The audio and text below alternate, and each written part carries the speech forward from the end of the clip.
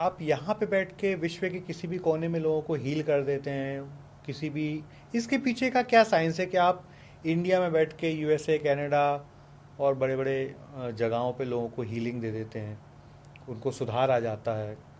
तो ये कैसे काम करता है, इसके पीछे का क्या साइंस है? जैसे सर अभी आपने देखा कि शुभांशु अंतरिक्ष में गए हैं, पूरे भारत का नाम उन्होंने गौरव दूसरे किया, भारतीय हैं जो अंतरिक्ष में गए। अंतरिक्ष में गए हैं, राइट। यहाँ बैठा व्यक्ति आज अंतरिक्ष में बैठा है, दूसरे ग्रह में बैठा है, दूसरी जगह पे बैठा है, ठीक। ये अगर पॉसिबल है, इट मीन्स कि एनर्जीज है, और वो वहाँ बैठ कर के वो यान भी वापस आ गया सक्सेसफुली, और वहाँ बैठ कर वो हमसे यहाँ बात कर रहे हैं, वीडियो पे बात हो रही है, यानी कोई तो एनर्जी, कोई तो ट्रांसमिशन जो जहाँ जोड़ा गया है साइंटिफिकली। तो ये मेटलिस्टिक है। बिल्कुल वैसे ही हमारे ब्रह्मांड में भी कुछ ऐसे तार जोड़े हुए हैं जो, जिनको हम टेलीपैथी कह सकते हैं, ठीक, जिनको हम एनर्जी कह सकते हैं, जिनके थ्रू आप कहीं पे भी बैठ करके इस पूरे ब्रह्मांड की किसी भी कोने पर उस चीज़ को भेज सकते हैं। उसके पीछे का रीज़न ये है, दैट इज़ वाइब्रेशन। ये एक वाइब्रेशन है।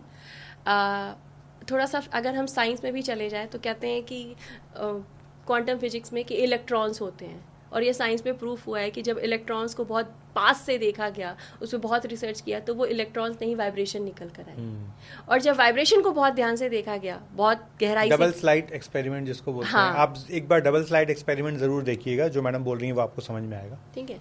जब उनको वापस से फोकसली उस पर सर्च किया गया, तो वापस वो इलेक्ट्रॉन, यानी कि वो एक साइंस, और जिसपे नासा के वैज्ञानिक कंफ्यूज हैं कि ये हो क्या रहा है, ठीक है। तो हमारे ब्रह्मांड में, हमारी प्रकृति के अंदर ऐसी चीज़ें हैं जो साइंटिस्ट भी नहीं समझ पा रहे हैं, ठीक है, जो ब्रेन से भी ऊपर है। यानी कोई तो वाइब्रेशन है, कोई तो ऐसी चीज़ है जो हम सब को यहाँ पर स्टेबल कर रही है, या हम सभी की उन चीज़ों को भी कर रही है जो कृति और प्रकृति से जुड़ी हुई है। वही चीज़ें हमें यहाँ बैठकर वहाँ चीज़ों को हील करने में हेल्प करती है। वैसे बेसिकली आज की डेट में जूम अवेलेबल है, जहाँ दूरी का कोई फ़र्क होता नहीं है, सामने जूम पे व्यक्ति होता है और वो आपसे डायरेक्ट बात कर सकता है, ठीक है। तो ये भी एक तरीका होता है। मतलब मैक्सिमम रोल कमांड का है, जिसको हम एक प्रकार से एनएलपी बोलते हैं, कि आप उसके ब्रेन को कैसे प्रोग्रामिंग कर रहे हो, आप क्या कमांड दे रहे हो, उस कमांड को उसका ब्रेन कैसे एक्सेप्ट कर रहा है। तो कभी ऐसा भी केस हुआ क्या कि आप किसी को सच में एनर्जीज के द्वारा कमांड दे के आप उसको हील करना चाहते हो, पर उसका कोई ऐसा इमोशनल ब्लॉकेज है जो वो एक्सेप्ट ही नहीं कर रहा, रिसीव ही नहीं कर रहा, ऐसा भी होता है क्या? हाँ, ऐसा भी होता है सर। मैं अभी रिसेंट का ही बता रही हूँ, आप बाहर की बात कर रहे थे। एक स्टूडेंट है जो कि चाइना में है, एंड उनको मैं पिछले कुछ 20 दिन से उनको हील कर रही हूँ। उनके सारे ब्लॉकेज निकलते गए, उनकी लाइफ में ग्रोथ भी आ रही है, पर एक चीज़ थी जो उनकी स्टक थी, ठीक है। मैं उनको बार बार ट्रांस में लेके जा रही हूँ, डिलीट करने की कोशिश कर रही हूँ, उनको कुछ भी नहीं दिख रहा है। शी सेड कि मैम अब सब कुछ डिलीट हो गया, मुझे कुछ दिख ही नहीं रहा है, सब कुछ बहुत बेहतर है। पर अगर बेहतर है तो मेरे मन में सिर्फ एक ही सवाल था कि जो उनका चैलेंज, अगर सब कुछ डिलीट हो गया तो ये ख़त्म हो जाना चाहिए था, ठीक। नहीं ख़त्म हुआ तो इसका रूट कॉज कहाँ है? तो इसका मतलब इनकी जो हमारी बॉडी जो है, physical body, mental body, and एक लेवल पे हमारा डीएनए भी बहुत इंपॉर्टेंट मैटर करता है, ठीक।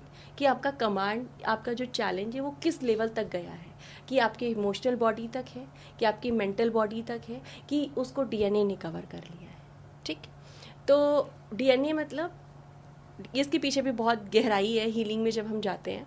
तो अगर आपकी डीएनए लेवल तक चली गई है तो कई बार डीएनए उस कमांड को नहीं लेता है और वहीं रिस्ट्रिक्ट कर देता है, मतलब उतनी ट्रांस में बॉडी को ले जाने देता नहीं है, ठीक।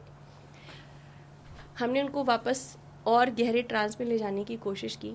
नॉर्मली इंसान को 3 साल का जो बच्चा होता है उसको अपनी मेमोरी याद नहीं रहती है, ठीक है। जब हम उन्हें ट्रांस में लेके गए तो उनको अपने 3 साल की एक मेमोरी याद आई, जिसको उन्होंने वहाँ पे डिलीट किया, और जैसे ही उसको डिलीट किया, अगले तीसरे दिन जो उनका ब्लॉकेज था वो क्लियर हो गया। तो मैडम थोड़ा सा कंट्रोवर्शियल सवाल पूछना चाहूँगा। हाँ। यदि सब कुछ आप हीलिंग से ठीक कर सकते हो, फिर डॉक्टर की ज़रूरत क्या है? या आपके जैसे देश में सैकड़ों, हजारों, लाखों हीलर बन गए, तो क्या हमारे इस देश को डॉक्टर की ज़रूरत नहीं होगी? सर देखिए, मैं ऐसा तो नहीं कहूँगी कि डॉक्टर की ज़रूरत नहीं है, ठीक है, और ना ही मैं दवा बंद करवाती हूँ किसी की, ठीक है। आपकी बॉडी को नॉर्मल स्टेज पे एक नॉर्मलाइज होने के लिए उस मेडिसिन की तो ज़रूरत है।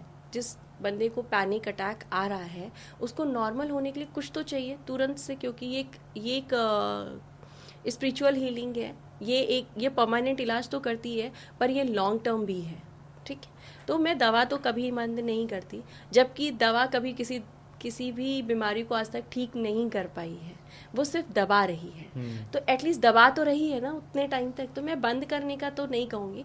लेकिन हाँ, कि कोई तो ऐसा समय भी था जब डॉक्टर्स नहीं थे, तब 100 साल लोग जीते थे, 100 साल जीते थे, ये दवा यूज नहीं होती थी। आज भी जापान में देखिए किसी आइलैंड पे 120 साल 110 साल की 110 साल जी रहे हैं, एवरेज एज है लोगों की, राइट, ठीक है। तो तब तो था, तो दवा बंद नहीं करनी चाहिए। लेकिन हाँ, मैं ऐसा नहीं कहूँगी कि उसके बिना ठीक नहीं हो सकते हैं।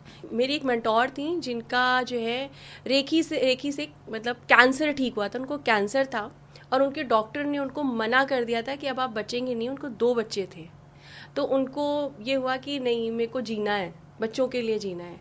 और वहाँ से उन्होंने रेखी सीखी और सीखने के बाद उन्होंने 4th स्टेज का कैंसर अपना ठीक किया। जिस डॉक्टर ने ये बोल दिया था कि आप नहीं सरवाइव कर पाएंगी, वो आज नॉर्मली लाइफ जी रही हैं। ये बात आप कैमरे पे बोल रहे हैं मैडम?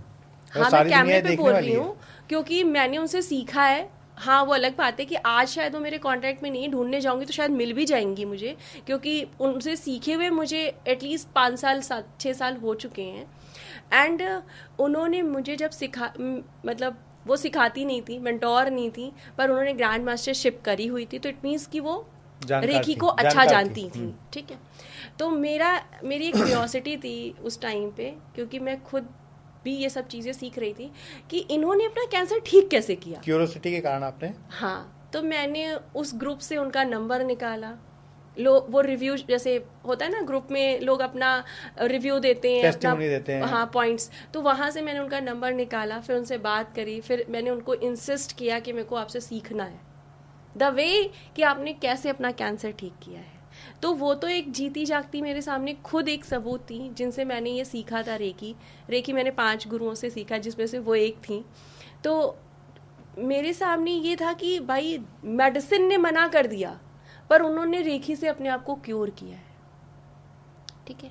तो अगर जिसको लाइलाज कहा गया, अगर वो कॉस्मिक हीलिंग के थ्रू ठीक हो सकता है तो कोई बीमारी भी ठीक की जा सकती है सर, ठीक।